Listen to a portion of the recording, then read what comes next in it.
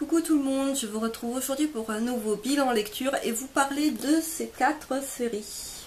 Je commence en vous parlant du tome 2 de Haikyuu, Les Os du Volet de Haruichi Furudate, publié aux éditions Kiyou.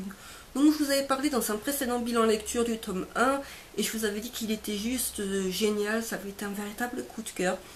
Et ce tome 2, c'est pas qu'il est mauvais, mais il m'a un petit peu moins emballé du fait qu'il est surtout tourné autour de 1 ou 2 matchs, surtout 2 matchs il me semble. Et bref, c'est du sport, mais l'histoire n'avance pas des masses, même si voilà, on a des nouveaux personnages qui vont s'avérer super intéressants pour la suite, j'imagine. Mais voilà, là c'est un tome qui m'a un petit peu moins plu du fait que l'histoire n'avance pas trop. Enfin voilà, que ce soit surtout tourné autour des matchs, même s'ils sont superbement dessinés, super prenants, avec quand même un réel suspense de qui va gagner à la fin. Ça m'a un petit peu moins plu que le premier tome qui avait été une véritable surprise. Donc je vous montre un petit peu les dessins, je vous avais déjà montré la fois précédente. Donc voilà, qui sont vraiment très dynamiques et qui correspondent vraiment à ce type de manga. Donc voilà, un manga que je vous conseille tout de même. Donc le tome 3 il est prévu pour le mois de mars ou avril, je ne sais plus trop. Bref, c'est quand même un très bon shonen sport pour ceux qui sont fans de ce genre là. Juste personnellement j'aurais préféré que l'histoire avance un peu, enfin qu'il y ait un peu plus de narration plutôt que seulement du sport. Donc je continue en vous parlant du tome 15 de Black Butler de Yana Toboso, publié aux éditions Kana. Donc il s'agit d'un de mes shonen préférés dont je n'ai jamais parlé jusque là. Donc c'est un shonen qui est beaucoup suivi par les filles. Je ne sais pas trop pourquoi d'ailleurs, parce que ça peut être aussi bien suivi par les garçons, ça ne traite absolument pas d'histoire d'amour. Donc voilà, je ne sais pas pourquoi, c'est un public exclusivement féminin. Donc vous résumez l'histoire, ça va être très compliqué, arriver au tome 15, parce que ça serait vous spoiler pas mal de choses. Juste vous dire que c'est tourné autour d'une relation maître et diable de majordome. Donc une relation entre le maître Ciel, qui est un enfant, un comte noble, oui, qui lui le comte Phantom Hive d'ailleurs, oui, parce que je cite moi, et donc son majordome Sébastien, qui n'est autre qu'un démon, qu'un diable, avec qui il a passé un pacte au tout début de l'histoire, que vous renvoie au début de l'histoire pour ceux qui ne l'ont pas lu. Donc voilà, avec ce tome 15 on entre dans un nouvel arc, qui est un arc en fait qui va se passer dans une école anglaise, une école privée anglaise. Voilà, ils vont devoir enquêter, retrouver des personnes disparues. Mais ce qui m'a gêné, c'est que pour moi c'est, alors je sais, c'est inspiré des véritables écoles privées anglaises. Donc l'auteur s'est vraiment inspiré de ça.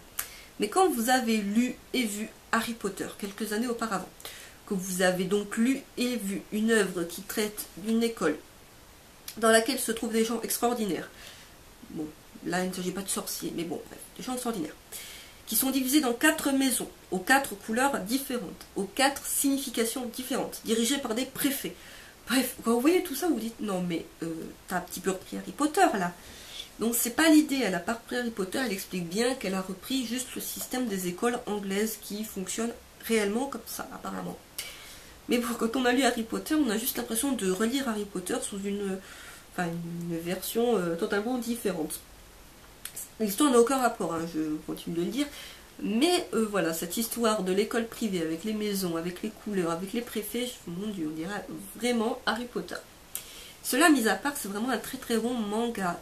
Voilà, pour ceux qui aiment les shonen, qui tirent sur le fantastique, qui sont vraiment très prenants, avec des arcs vraiment différents.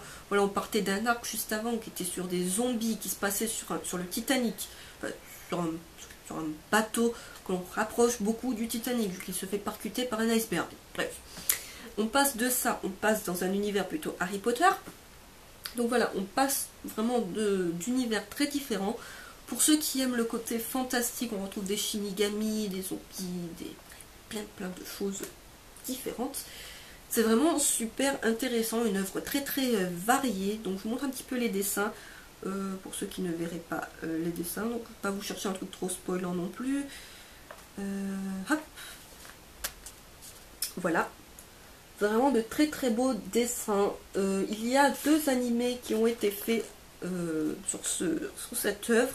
Personnellement, j'ai vu que le premier, sachant que le deuxième n'a aucun rapport avec le manga. Le premier, il me semble me souvenir que oui, ça rattrape un petit peu le début du manga, vraiment les premiers tomes, mais le deuxième n'a absolument aucun rapport. Donc vous pouvez le regarder, ça ne va pas vous spoiler l'histoire. Il y a un film live qui a été fait, qui est sorti, qui va sortir. Je ne sais pas, mais quand j'ai vu la bande-annonce, j'ai fait oh mon dieu, les acteurs sont horribles. Donc voilà, c'est vraiment pas quelque chose. Les films live, en principe, c'est rarement des réussites. Kenshin apparemment a été une réussite, mais quand on voit Dragon Ball et là quand on voit Black Butler, on se dit ouïouïouïou. Donc voilà, je conseille plutôt le manga de papier. Comme toujours, je conseille le manga de papier. Rien ne vaut le manga de papier. Donc le tome 16 est prévu pour le mois de juin. Et il faut savoir que c'est un rythme de parution assez lent, même si c'est publié chez Kana et que Kana a un rythme de parution en principe assez rapide dans ces séries. Voilà, c'est une série où on a à peu près 3 tomes grand max par an. Sachant que cette série compte, il me semble, 18 ou 19 tomes, toujours en cours au Japon. Mais voilà, pour ceux qui cherchent un shonen, je pense que c'est assez connu quand même. Et bon, pour ceux qui ont un petit peu peur de se pencher dans l'histoire, c'est vraiment quelque chose de très très prenant. L'histoire évolue vraiment depuis, quand on voit tout le chemin parcouru depuis le premier tome. Voilà, c'est une série que je suis depuis pas mal d'années maintenant. Il y a pas mal de chemin parcouru depuis le premier tome dans l'histoire. Et c'est vraiment une très très bonne série. Donc je continue en vous parlant du tome 6 de Sense de Haruki, publié aux éditions Taifu. Donc on a rattrapé la publication japonaise, il n'y a toujours pas de date au Japon pour le tome 7. Donc voilà, je pense que c'est le dernier tome qu'on aura cette année de Sense. Donc Sense, c'est un seinen, interdit moins de 16 ans. Donc c'est un hentai en réalité.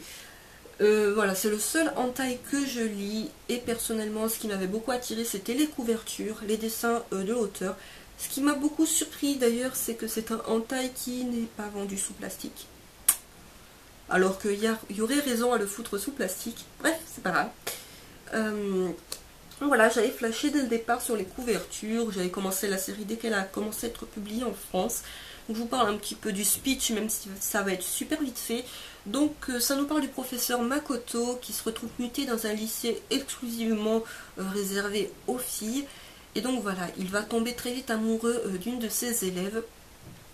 Et très vite fantasmer également sur d'autres, sur elle, sur d'autres, sur des professeurs, bref, sur tout ce qui est féminin. Donc voilà, le speech ça se tient à ça. C'est super rapide. Bon, c'est un hentai, donc en même temps ça va pas voler extrêmement haut. Mais voilà, les dessins me plaisaient beaucoup, donc je vais vous chercher des dessins pas trop hautes non plus, on va peut-être pas abuser. Voilà, par exemple. Donc les dessins étaient vraiment super sympas, même si voilà, le scénario c'est pas non plus ce qui vole super haut. Mais à partir déjà du tome 5, je commençais à trouver la série un peu moins bonne. Et ce tome 6, il est vraiment bof. Voilà, alors autant je sais l'histoire, elle tient à pas grand chose. Mais l'auteur s'éloigne de son speech de départ et part dans des délires. Voilà, c'est vraiment des scènes de sexe pour des scènes de sexe sans vraiment beaucoup d'intérêt. Ça n'avance, ça tourne en rond pour le coup. Donc voilà, je trouve le manga de moins en moins prenant, même si le début j'accrochais vraiment. Alors bien sûr, quand on lit du hentai, on s'attend forcément à des scènes de sexe très osées. Voilà, souvent en mettant des femmes soumises, même s'il n'y a pas que ça. Mais je trouve que la qualité baisse vraiment. Autant c'est un manga qui avait de super bonnes notes au début, autant plus les tomes passent, plus on se demande où l'auteur veut arriver et c'est un petit peu décevant. Même si c'est une œuvre que je vous conseillais au départ, je vous la conseille plus tant que ça. Je conclus en vous parlant du tome 5 de Alice in Borderland de Haruaso, publié aux éditions Delcourt. Donc Alice in Borderland, je vous en parle dans énormément de vidéos parce que c'est un manga qui me tient à cœur. Voilà, un très très très bon shonen pour ceux qui aiment le genre survival game. Vraiment, n'hésitez pas, prenez-vous cette série. Elle est juste vraiment excellente. Déjà, je vous parlais du tome 4 dans un dernier bilan lecture et je vous avais dit qu'il était vraiment génialissime. Et ce tome 5, il est encore au-dessus. C'est vraiment, ça va crescendo, c'est pas, vous n'allez pas voir un tome où vous allez dire oh le niveau descend un petit peu, voilà, l'auteur se relâche un peu, non, c'est vraiment crescendo. Donc dans le tome 4, je vous avais dit que l'auteur instaurait un nouveau lieu qui était la plage. Donc dans ce tome 5, on y est totalement, et il y a, voilà, le tome 5, on peut le diviser plus ou moins en deux. Vous avez d'un côté Alice, qui a été fait prisonnier dans le tome 4, et donc qui est enfermé dans une pièce, dans le noir, les yeux bandés, il est bâillonné, il est attaché, bref, dans le noir total. Il ne sait pas combien de temps il lui reste de survie sur son visa, combien de jours avant de devoir participer à un nouveau jeu pour survivre. Et donc vous avez ce parallèle là, il est dans le noir, il revoit ses amis, voilà, il les revoit dans sa tête pour essayer de se donner un peu du courage, pourquoi lui il devrait continuer alors qu'eux ne sont plus là. Bref, c'est, voilà, vous avez ce parallèle là qui est très calme. Et à côté vous avez deux jeunes filles qui essayent de survivre à la plage et qui tentent de retrouver Alice pour le libérer. Sachant que la plage est devenue un lieu, voilà, un terrain de jeu, parce qu'en fait il faut savoir que les jeux qui ont lieu la nuit, qui permettent donc de gagner des points sur les visas, donc qui permettent de survivre dans Borderlands, la plage a été choisie comme lieu, a été sélectionnée comme lieu sur lequel il se passait un jeu de massacre, c'est souvent des jeux de massacre, de très haut niveau cette fois. Et donc voilà, c'est une véritable tuerie, voilà, tous les personnages vont s'entretuer pour survivre dans ce lieu, et pour survivre à ce jeu. Et donc voilà, c'est ce qui se passe dans ce tome 5, donc toujours pas mal de morts, c'est ça qui est vraiment excellent, c'est que vous n'avez pas le temps de vous attacher 2 secondes à un personnage, paf, la page d'après il est mort. Juste une petite blague concernant ce tome.